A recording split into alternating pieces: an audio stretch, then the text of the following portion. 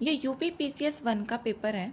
Uttar Pradesh PCS prelims 2025 के लिए ये टेस्ट पेपर नंबर 3 है। इसमें पहले पार्ट में 75 क्वेश्चंस हो गए थे। नेक्स्ट है 76। 76 है, भारत सरकार ने देश में ऊर्जा सुरक्षा सुनिश्चित करने के उद्देश्य से अपरिष्कृत तेल का रणनीतिक भंडार स्थापित किया है। अपरिष्कृत तेल का निम्नलिखित में से कौन सा कार्यनीतिक भंडारण पहले से ही प्रचलन में है? और इसमें यहाँ पर ऑप्शंस दिए, कोट करके बताना है। पहला, इसमें विशाखापट्टनम पहले से है। फिर यहाँ पर चांदीखोल नहीं है, बीकानेर भी नहीं है, और मैंगलोर इसमें पहले से ही है। तो 1 और 4 इसमें ऑप्शन सही है, बी आंसर इसका सही आंसर है। जो अपरिष्कृत तेल का इसमें कार्यनीतिक भंडारण पहले से ही प्रचलन में है, एक तो विशाखापट्टनम और एक मैंगलोर। विशाखापट्टनम ये आंध्र प्रदेश में है और मैंगलोर कर्नाटक में स्थित है। तो इसका 1 और 4 बी ऑप्शन इसमें सही आंसर है। नेक्स्ट 77, भारत में बंदरगाहों के संदर्भ में निम्नलिखित कथनों पर विचार करना है। सही ऑप्शन इसमें बताने हैं। चेन्नई बंदरगाह एक कृत्रिम बंदरगाह है, ठीक है। जो चेन्नई बंदरगाह है ये कृत्रिम बंदरगाह है। दूसरा ऑप्शन है, भारत के अधिकांश प्रमुख बंदरगाह पूर्वी तट पर स्थित है। ये ऑप्शन इसमें गलत है। ये पूर्वी तट पर बोला हुआ है कि अधिकांश बंदरगाह भारत में पूर्वी तट पर स्थित है। पश्चिमी तट पर कांडला, मुंबई, जवाहरलाल नेहरू और मोर्मुगांव जो गोवा में स्थित है, न्यू मैंगलोर और कोचीन। तो इसमें दूसरा ऑप्शन गलत है। सही ऑप्शन इसमें बताना है, तो पहला आंसर इसका सही आंसर है। नेक्स्ट है 78, टुंड्रा जलवायु में जैव विविधता अपेक्षाकृत कम है। इसमें सही है पहला ऑप्शन, जो टुंड्रा जलवायु होती है उसमें जैव विविधता अपेक्षाकृत कम मिलती है। टुंड्रा जलवायु में जननात्मक उष्ण अवधि काल कम होता है। इसमें ठीक है, दोनों ऑप्शन भी ठीक है और इसकी यहाँ पर व्याख्या भी हो रही है। तो ए आंसर इसका सही आंसर है। नेक्स्ट है 79, कोरियोलिस फोर्स के संबंध में देखना है। सही कथन इसमें बताने हैं। कोरियोलिस बल का मान ध्रुवों पर सर्वाधिक तथा विषुवत रेखा पर यहाँ पर शून्य होता है। सही है, जो विषुवत रेखा होती है 0 डिग्री, इसमें यहाँ पर कम होगा, और जबकि ध्रुवों पर जो होगा वो अधिकतम होता है। दूसरा ऑप्शन है, कोरियोलिस बल के प्रभाव के कारण पवने उत्तरी गोलार्ध में मूल दिशा की दाईं तरफ, जो उत्तरी गोलार्ध होगा यहाँ पर नॉर्दर्न हेमिस्फीयर है और इधर साउदर्न हेमिस्फीयर है। तो इसमें जो हवाएं चलती हैं वो दाईं तरफ और दक्षिणी गोलार्ध में बाईं तरफ विक्षेपित हो जाती हैं। दोनों ऑप्शन इसमें सही है।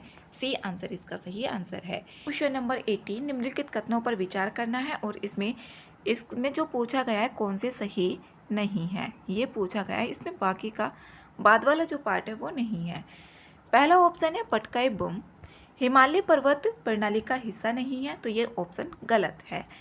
ये पटकाई बुम हिमालय पर्वत प्रणाली का हिस्सा है, जो पूर्वांचल और पूर्वी पहाड़ियाँ हैं, ये हिमालय के भाग हैं।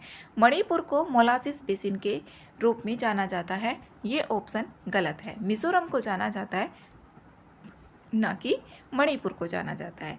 लुसाई पहाड़ियाँ पूर्वांचल पर्वत श्रेणी का हिस्सा है, तो ये ऑप्शन इसमें सही है। जो लुसाई पहाड़ियाँ हैं ये पूर्वांचल पर्वत श्रेणी का हिस्सा है। फुमडी के लिए प्रसिद्ध लोकटक झील ये नागालैंड में स्थित है, ये ऑप्शन भी गलत है। ये नागालैंड में नहीं है, मणिपुर में स्थित है। तो इसमें 1, 2, 4 ऑप्शन गलत है, केवल एक ही ऑप्शन इसमें सही है, तीसरा। नेक्स्ट है 81, निम्नलिखित कथनों में से कौन से कथन इसमें बताने हैं सही होंगे। पहला है, चिली दक्षिण अमेरिका का एक मात्र ऐसा देश है जिसका विस्तार उष्णकटिबंधीय प्रदेश में नहीं है। पहला ऑप्शन इसमें गलत है, ये इसका विस्तार भी उष्णकटिबंधीय प्रदेश में है। दूसरा ऑप्शन है, विश्व का सबसे ऊंचा सक्रिय ज्वालामुखी पर्वत कोटोपैक्सी है, जो इक्वेडोर में स्थित है, ठीक है। दूसरा ऑप्शन, सैंटियागो जो सैंटियागो है ये चिली की राजधानी है और भूमध्य सागरीय जलवायु प्रदेश में अवस्थित है और ये चिली की राजधानी है। 2 और 3 ऑप्शन इसमें सही है, तो सी आंसर इसका सही आंसर है। नेक्स्ट है 82, निम्नलिखित कथनों पर विचार करना है और इसमें गलत ऑप्शन बताने हैं कौन से गलत है। दक्षिण अमेरिका के पराग्वे व बोलिविया देश स्थल रुद्ध हैं। ठीक है, इसमें पहला ऑप्शन तो सही है। जो दक्षिण अमेरिका के पराग्वे व बोलिविया देश है ये स्थल रुद्ध देश है।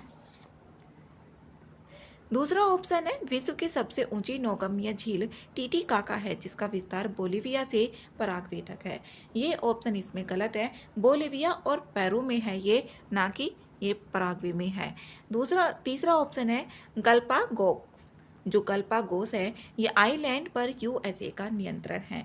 इस पे इक्वेडोर का नियंत्रण है, ना कि यूएसए का नियंत्रण है। इसमें गलत ऑप्शन पूछा गया है तो 2 और 3 ऑप्शन इसमें गलत है। बी आंसर इसमें सही आंसर है।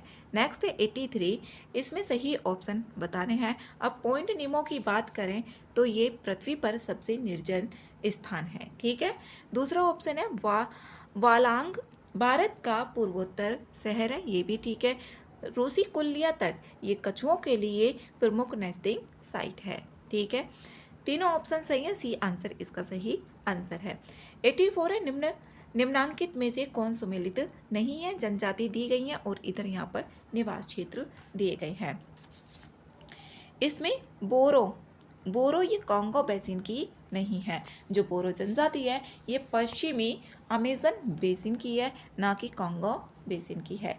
दूसरा है इसमें पिग्मी। जो पिग्मी है ये भी इसमें गलत है। पिग्मी जनजाति कॉन्गो बेसिन के गैबन, युगांडा, दक्षिण पूर्व एशिया के फिलीपींस के वनों में ये निवास करती है। दूसरा ऑप्शन भी गलत है। किर्गिज की बात करें तो ये पामीर का पठार यहीं पर मिलती है। सकाई मलाया प्रायद्वीप में मिलती है। इसमें 3 और 4 ऑप्शन सही हैं, लेकिन 1 और 2 इसमें गलत है। गलत ऑप्शन ही बताना है। ए आंसर इसका सही आंसर है। 85, इसमें ऊर्जा संयंत्र और ऊर्जा के प्रकार दिए गए हैं। इसमें देखना है कौन सा ऊर्जा संयंत्र किस ऊर्जा के प्रकार से संबंधित है। इसमें पहला है चमेरा, ये जलीय ऊर्जा से संबंधित है। ग्वाल पहाड़ी की बात करें तो ये सौर ऊर्जा से है। यहाँ पर कुडनकुलम ये है तमिलनाडु में स्थित है और ये आणविक ऊर्जा से संबंधित है। पतरातु की बात करें तो ये तापीय ऊर्जा से संबंधित है। तो डी आंसर इसका सही आंसर है। जो कुडनकुलम है ये परमाणु ऊर्जा संयंत्र तमिलनाडु में स्थित है। इसे रूस के सहयोग से तिरुनेलवेली जिले के कुंडनकुलम स्थान पर निर्मित किया गया।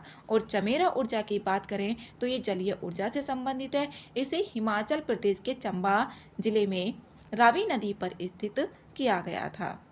और पतरातु इसकी बात करें तो ये झारखंड में स्थित है। और फिर है यहाँ पर ये कुडनकुलम और ग्वाल पहाड़ी। जो ग्वाल पहाड़ी है ये सौर ऊर्जा से संबंधित है और ये हरियाणा राज्य के गुरुग्राम में स्थित है। डी आंसर इसका सही है। नेक्स्ट है 86, इसमें सूची 1 और सूची 2 दी गई है, नगर और नदी।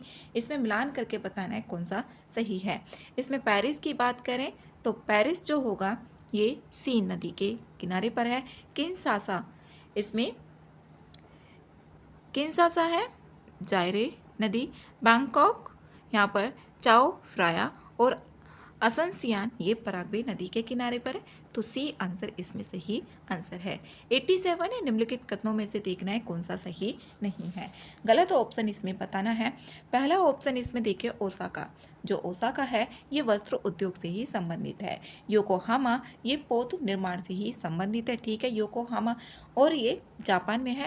यहाँ पर फिर तीसरा है पिट्सबर्ग, ये लोहा और इस्पात से ही संबंधित है। ह्यूस्टन की बात करें तो ये तेल एवं प्राकृतिक गैस से संबंधित है, ना कि ऑटोमोबाइल से संबंधित है। तो गलत ऑप्शन इसमें पूछा गया है। डी आंसर इसका सही है। 88 है, इसमें कौन सा गलत है वो बताना है। और इधर यहाँ पर देश और राजधानियों के नाम दिए गए हैं। घाना की जो राजधानी है वो अक्रा ही है। ठीक है, केन्या की नैरोबी है। नामीबिया की बात करें तो विंड हॉक ही है, विंड हॉक। और नाइजीरिया की इसमें गलत है। नाइजीरिया की रबात नहीं है बल्कि इसकी अबूजा है। और रबात जो है ये है मोरक्को की राजधानी। नेक्स्ट 89, निम्नलिखित में से कौन एक सही सुमेलित नहीं है। इसमें गलत ऑप्शन देखना है कौन सा गलत है। कोलकाता हुगली क्षेत्र, जो कोलकाता हुगली क्षेत्र है, तो इसमें टीटागढ़ ये ठीक है। छोटा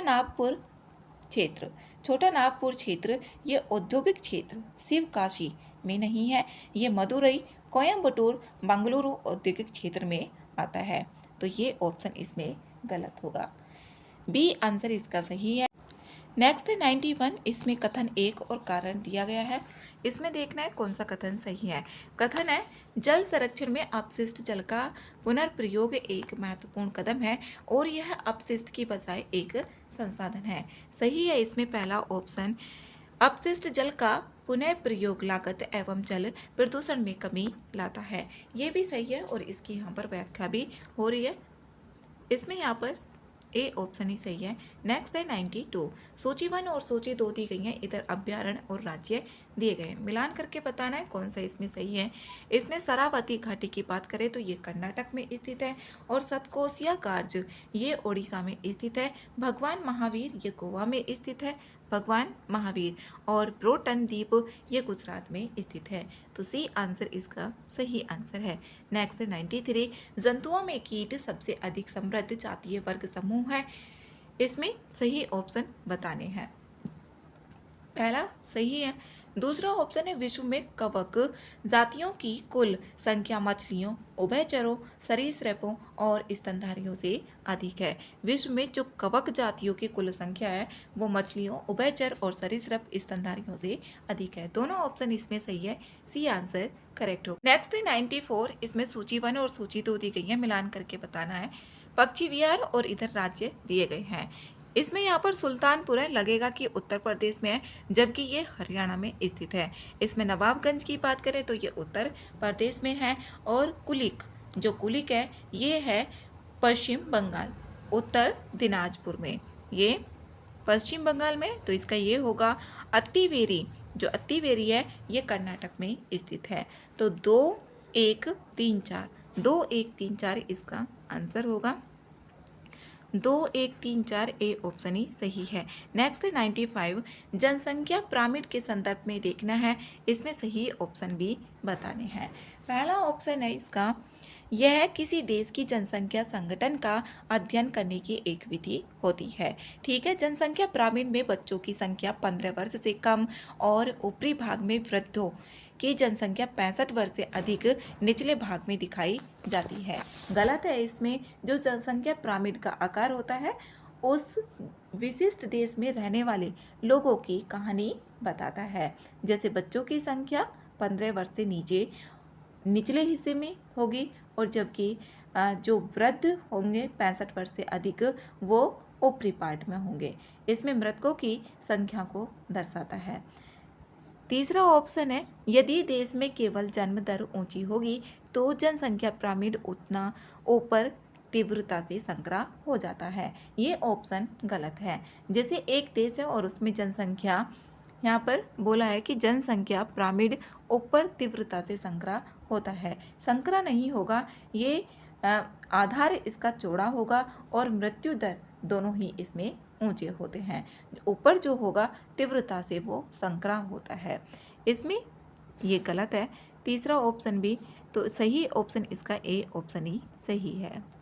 नेक्स्ट है 96, जलवायु परिवर्तन पर हुए सम्मेलनों के संबंध में निम्नलिखित कथनों पर विचार करना है, और सही ऑप्शन भी यहाँ पर गलत ऑप्शन इसमें बताने हैं। इसमें गलत ऑप्शन देखने हैं कौन कौन से गलत हैं। वाशिंगटन सम्मेलन 1972 में साइट्स पर आम सहमति बनी, यह विश्व का सबसे बड़ा वन्यजीव संरक्षण समझौता है, इसमें गलत है पहला ऑप्शन। ये 1973 में जो साइट्स है ना CITES, उसके बारे में यहाँ पर बोला हुआ है, तो ये 1973 में था।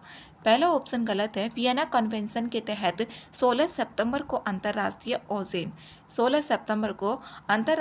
ओजोन क्षरण दिवस मनाने की घोषणा की गई थी। 16 सितंबर को मॉन्ट्रियल कन्वेंशन के अंतर्गत, ना कि यहाँ पर अंतर्राष्ट्रीय ओजोन, ये वियना के अंतर्गत नहीं है, ये है मॉन्ट्रियल प्रोटोकॉल के अंतर्गत। तो इसमें यहाँ पर लगेगा 16 सितंबर तो ठीक ही है, ओजोन परत से रिलेटेड है, लेकिन यहाँ पर वियना कन्वेंशन है ये, तो ये बनाई गई थी जो मॉन्ट्रियल प्रोटोकॉल है उसके अंतर्गत। तो यहाँ पर ये और इसमें 1973 है। क्योटो प्रोटोकॉल में एजेंडा 21 प्रस्तुत किया गया था। ये ऑप्शन भी गलत है। इसमें एजेंडा 21 ये रियो डी जेनेरियो का है, इसमें प्रस्तुत किया गया था, ना कि क्योटो प्रोटोकॉल में किया गया था। ये कार्बन क्रेडिट से रिलेटेड था क्योटो प्रोटोकॉल। इसमें तीसरा ऑप्शन भी गलत है। बाली कार्य योजना में विश्व तापमान में 3 डिग्री सेल्सियस से अधिक की वृद्धि न होने का लक्ष्य रखा गया।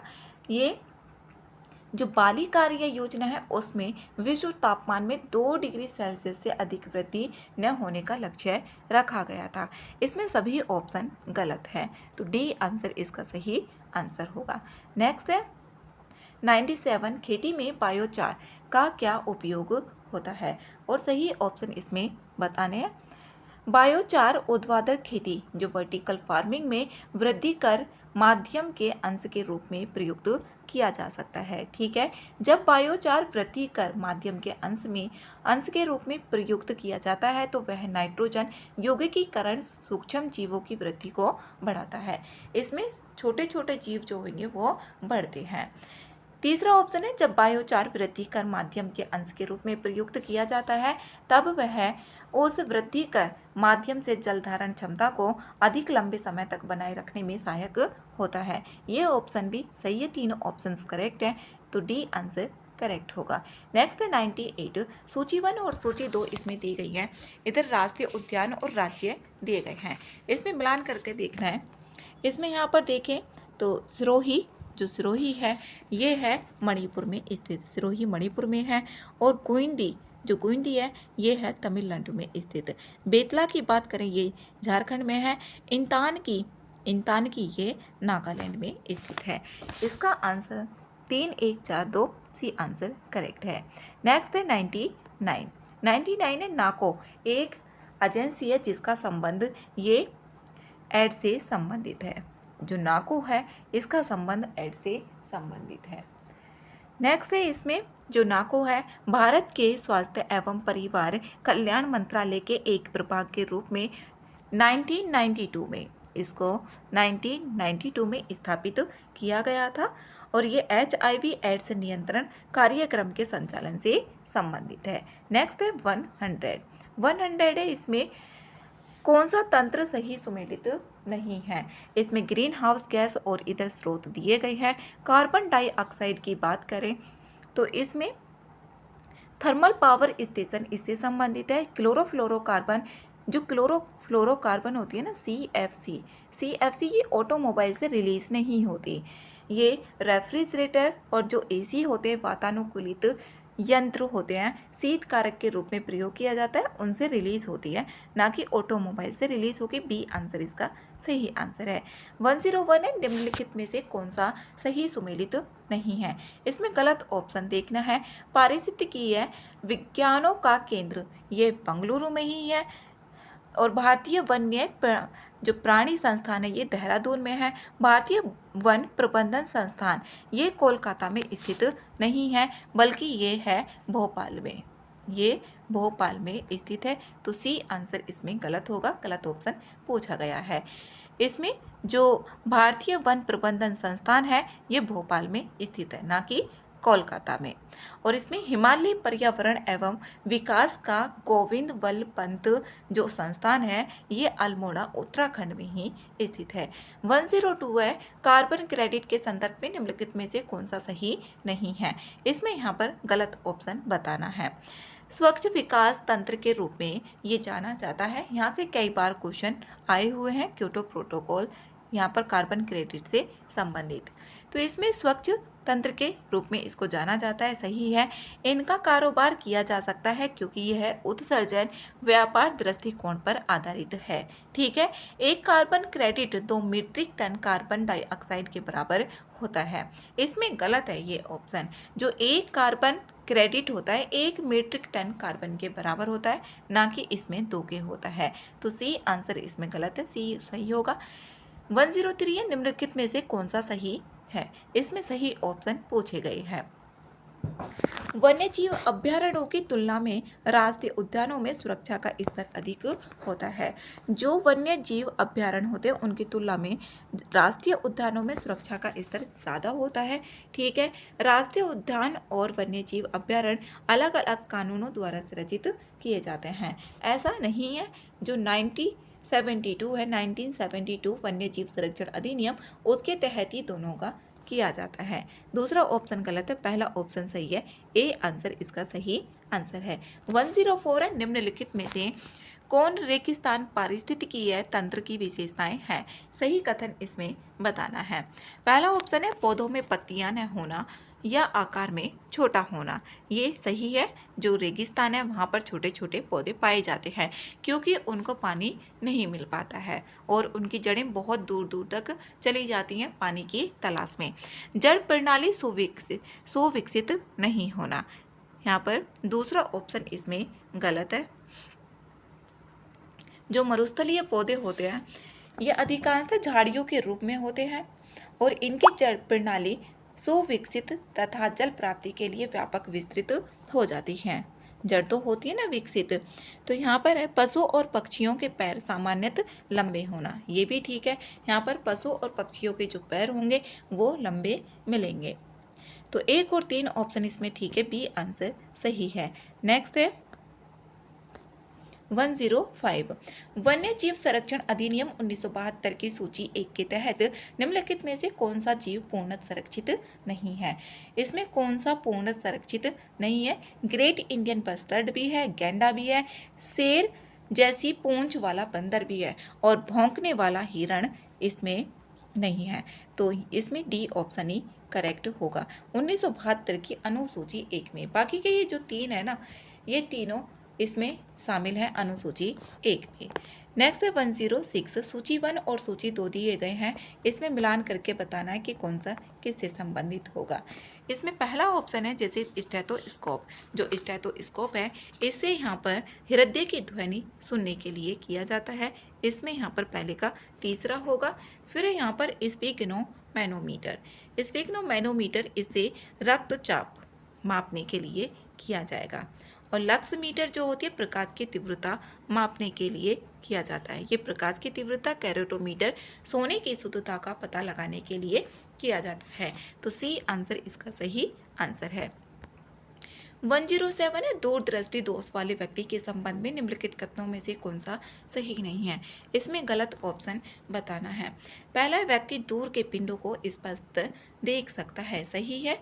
लेंस का नाभ्यांतर अधिक होता है, जो लेंस होगा उसका नाभ्यांतर अधिक होगा। दूरदृष्टि दोष, निकट दृष्टि दोष अवतल लेंस होगा और जो दूरदृष्टि दोष होगा उसमें उत्तल लेंस का यूज़ किया जाता है। निकट के पिंडों का जो प्रतिबिंब रेटिना के पीछे फोकस होता है, ये भी सही है। और इस दोष को ठीक करने के लिए अवतल लेंस का उपयोग किया जाता है, तो इसमें उत्तल लेंस का किया जाएगा। तो डी ऑप्शन इसका सही आंसर होगा, डी आंसर है। नेक्स्ट है 108 100 वाट के एक बल्ब को 4 घंटे तक स्विच ऑन रखा जाता है, प्रयुक्त विद्युत ऊर्जा की जो इकाइयां हैं वो क्या होगी? इसमें इस तरीके से कई बार पूछा गया है। इसमें जितनी भी डिजिट दी गई होंगी उससे यहाँ पर मल्टीप्लाई कर लेंगे। जैसे कि 100 वाट है, 100 वाट को कितने 4 घंटे इसमें हो गया, तो यहाँ पर जो आ गया ये 400, यहाँ पर ये आ गया 400 वाट। अब 400 वाट आ गया, अब इसको किलोवाट, क्योंकि 1 किलोवाट घंटा जो होती है वो 1 यूनिट के बराबर होती है, इसलिए इसको यहाँ पर हम किलोवाट में भी बनाएंगे। अब किलोवाट में बनाने के लिए इसमें 400 वाट है तो 1000 का इसमें डिवाइड कर देंगे। अब इसमें 2 जीरो से 2 जीरो कैंसिल हो जाएंगे, तो इसमें 4 में डिवाइड करेंगे 10 से, तो 0 इसमें 4 आएगा। 0.4 आया तो इसमें 0.4 यूनिट हुई। अगर यहाँ पर 100 वाट का एक बल्ब है और उसको 4 घंटे तक स्विच ऑन रखा जाता है, तो 0.4 इसमें यूनिट आएगी। डी आंसर करेक्ट है। नेक्स्ट है 109। यहाँ पर कथन 1 और कारण दिए गए हैं। खतरे का सिग्नल लाल रंग का बनाया जाता है। जो खतरे का सिग्नल होता है उसे लाल रंग का बनाया जाता है, करेक्ट है। लाल रंग का प्रकीर्णन जो होता है सबसे कम होता है, विबग्योर, यहाँ पर आर होता है। तो इसमें जो लैम्डा होती है, ये वेवलेंथ होती है, इसमें बढ़ती जाती है और जो इसका प्रकीर्णन होगा वो कैसा हो जाएगा, कम होगा, सबसे कम होगा। इसमें दोनों ठीक है और इसकी व्याख्या भी हो रही है। ए आंसर सही है।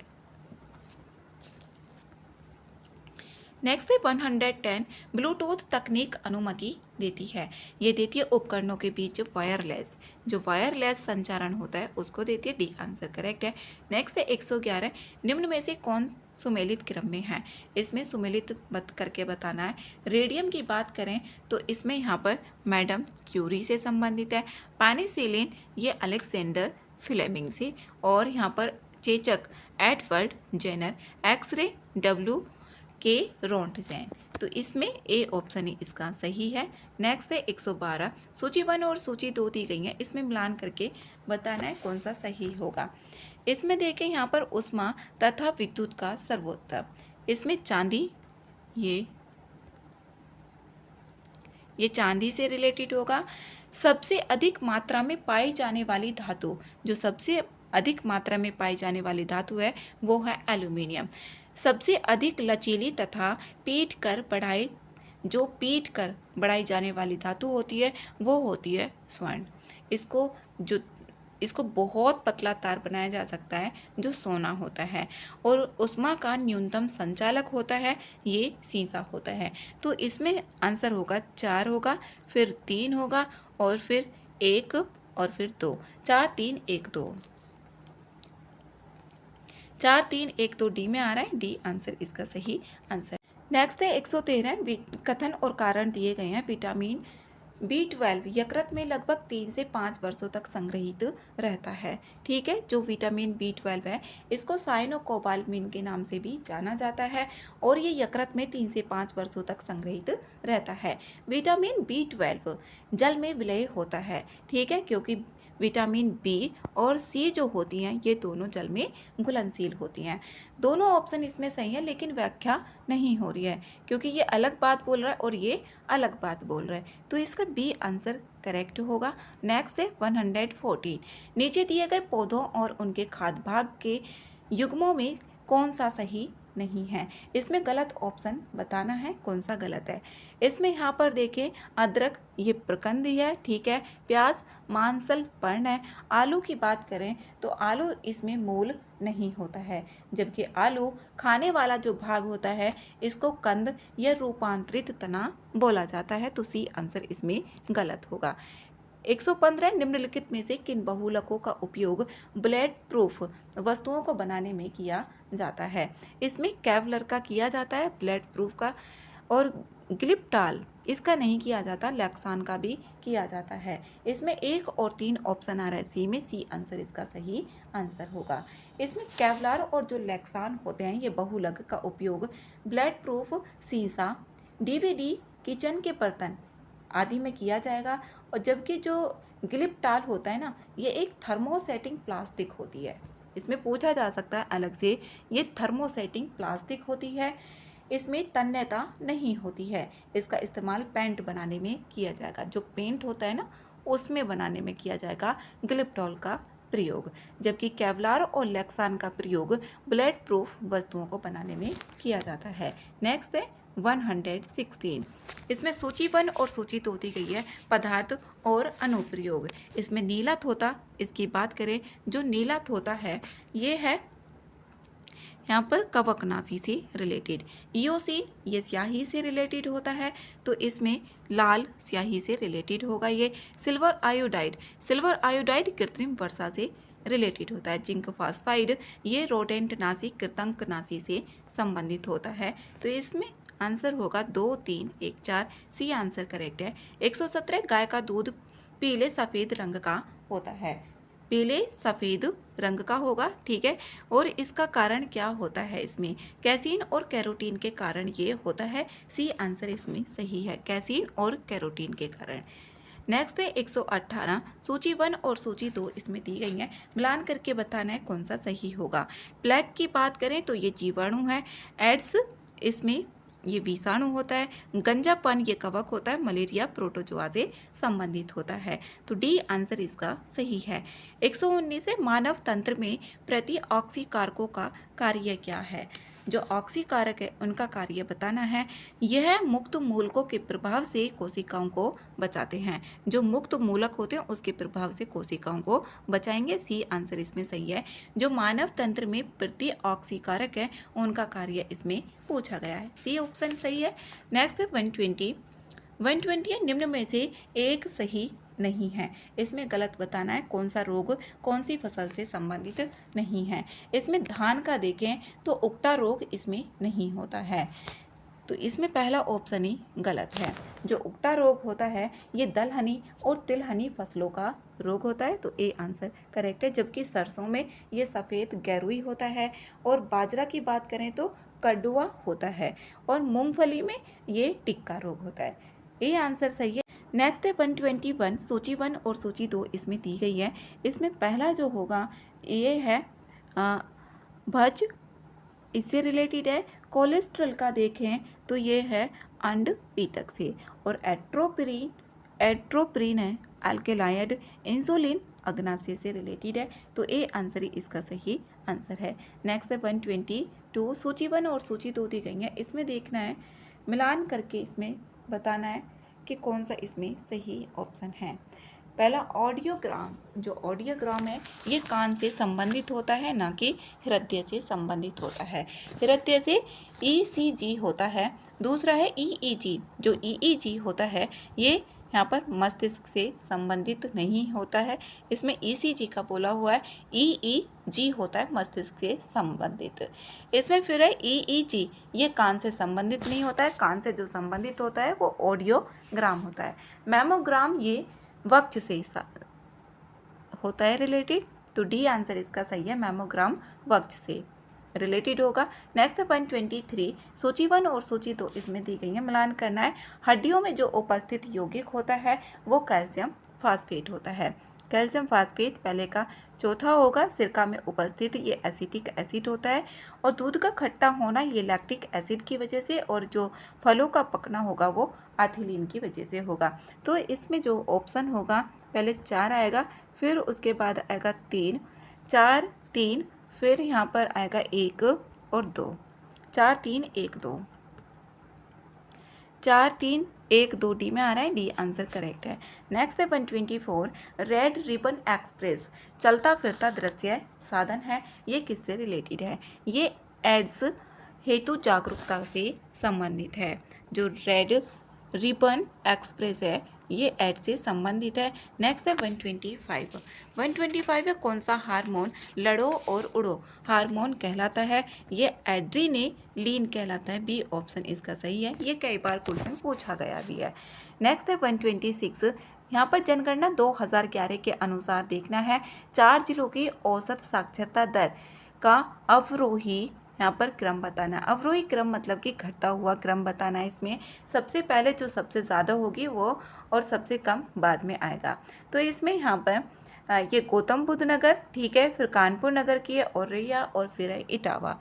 तो बी आंसर इसका सही है। सबसे ज़्यादा जो है वो है गौतम बुद्ध नगर की, फिर कानपुर, औरैया और इटावा। बी ऑप्शन सही है। नेक्स्ट है 127 भारत में गरीबी के अनुमान के लिए निम्नलिखित में से कौन सी विधियों का प्रयोग किया जा रहा है? इसमें किया जा रहा है यहाँ पर एक तो सिरगणना विधि का, और कैलोरी ग्रहण, और इसमें यहाँ पर पारिवारिक उपभोग व्यय का। प्रति व्यक्ति आय का नहीं किया जा रहा है, तो 1 2 3 आ रहा है इसमें बी में। बी आंसर इसका सही आंसर है। प्रति व्यक्ति आय का नहीं किया जाता है भारत में गरीबी के अनुमान के लिए। सिरगणना विधि का किया जाएगा, और कैलोरी ग्रहण का, और जो पारिवारिक उपभोग व्यय है उसका किया जाएगा। नेक्स्ट है 128 प्लास्टिक मनी जो शब्द है ये लागू होता है। ये लागू होता है बैंकों द्वारा जारी क्रेडिट कार्ड्स के लिए। डी आंसर सही है इसमें। नेक्स्ट है 129 सूची 1 और सूची 2 दी गई है, और इसमें देखना है कौन से अध्यक्ष, यहाँ पर जैसे नौवां अध्यक्ष की बात की गई है। नौवां अध्यक्ष इसमें यहाँ पर NKP सॉल्वे, और इसमें 10वें अध्यक्ष की बात करें तो ये हैं केसी पंत। 10वें अध्यक्ष के केसी पंत हैं, और 11वें अध्यक्ष के हैं इसमें यहाँ पर AM खुसरो। यहाँ से क्वेश्चन पूछे भी जाते हैं। 12वें के हैं C रंगराजन। तो इसमें ए ऑप्शन ही सही है। 1 3 फिर 4 और 2। ए ऑप्शन करेक्ट है। 9वें के हैं यहाँ पर NKP साल्वे, 10वें के हैं KC पंत और 11वें के हैं AM खुसरो और 12वें के हैं C रंगराजन। 130 है राष्ट्रीय विकास परिषद मुख्यतः संबंध था। इसका संबंध था पंचवर्षीय योजनाओं के अनुमोदन करने से। बी आंसर इसमें सही है। जो राष्ट्रीय विकास परिषद है NDC इसका जो गठन किया गया था 6 अगस्त 1952 में किया गया था इसकी स्थापना, और ये पंचवर्षीय योजनाओं के अनुमोदन करने से रिलेटेड है। नेक्स्ट 131, निम्नलिखित में से कौन सा अभ्यारण्य सही सुमेलित है। इसमें बताना है कौन सा सही नहीं है। गलत ऑप्शन देखना है। पक्षी विहार दिया हुआ है और इधर स्थान दिए गए हैं। पहला है समसपुर, ये रायबरेली से सही है। नवाबगंज ये इलाहाबाद में ना होकर उन्नाव में है, तो इसका बी ऑप्शन गलत है। बखीरा संत कबीर नगर में और सांडी हरदोई में है। यमुना एक्सप्रेसवे ये ग्रेटर नोएडा से आगरा तक है। बी ऑप्शन इसमें सही है। नेक्स्ट है 133, सूची 1 और सूची 2 दी गई है। इसमें जिला और उत्पाद, इसमें अलीगढ़ देखें, यहाँ पर अलीगढ़ है, ये ताले से रिलेटेड पहले का दूसरा होगा। फिरोजाबाद ये चूड़ियों से रिलेटेड है। मुरादाबाद यहाँ पर पीतल के बर्तन, और जो टांडा है ये विद्युत करका के उत्पाद से संबंधित है। तो बी आंसर इसमें सही है। 2 4 3 1 बी ऑप्शन है। नेक्स्ट है 134, निम्नलिखित में से कौन सा युग्म सही सुमेलित नहीं है। गलत ऑप्शन इसमें देखना है। भारतीय सब्जी अनुसंधान संस्थान जो सब्जियों का है ये वाराणसी है, और जबकि दालों का वो है कानपुर।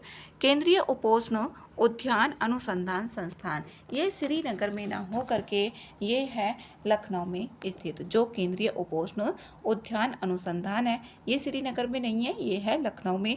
भारतीय गन्ना अनुसंधान संस्थान ये लखनऊ में है, और दलहन अनुसंधान ये कानपुर में है। तो बी आंसर इसका सही होगा। सही ऑप्शन नहीं है, वो पूछा गया है।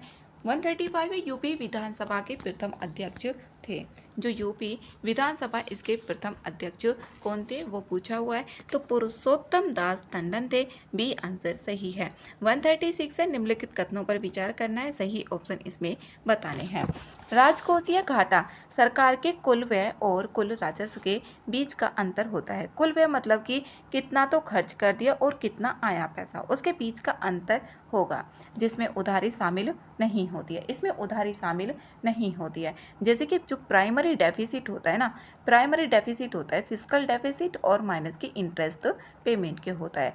तो फिस्कल डेफिसिट में जो उधारियाँ होती है ना ये शामिल नहीं होती, ये घट जाएंगे यहाँ पर। तो इसमें यहाँ पर पहला ऑप्शन ये सही है।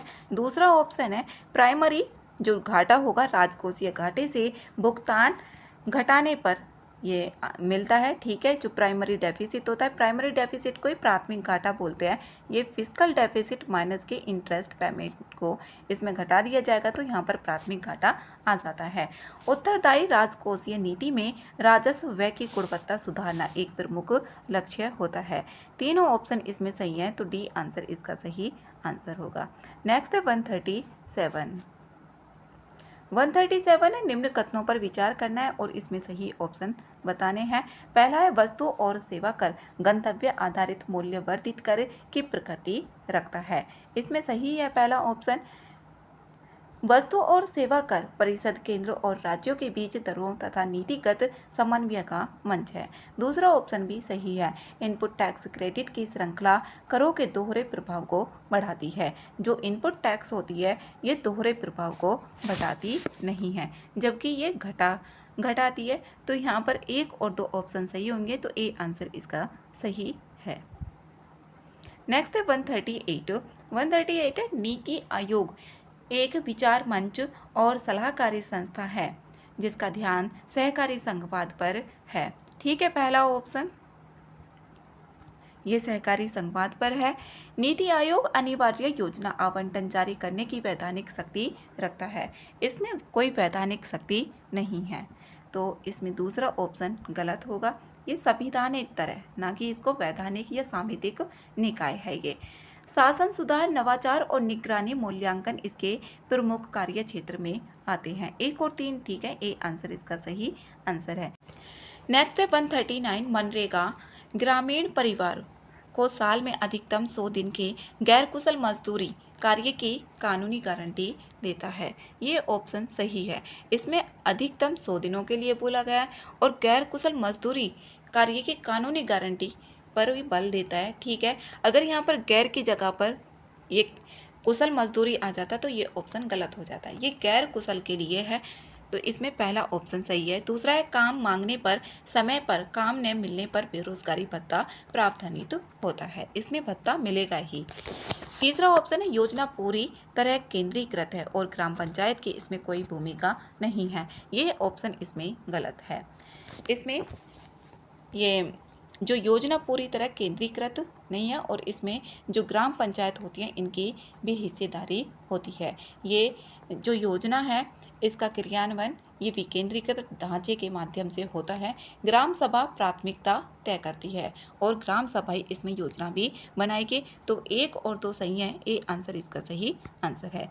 नेक्स्ट है 140 है निम्न कथनों पर विचार करना है और इसमें सही ऑप्शन भी बताने हैं। स्वयं सहायता समूह, जो स्वयं सहायता समूह है SHG, ये 1992 में आया था।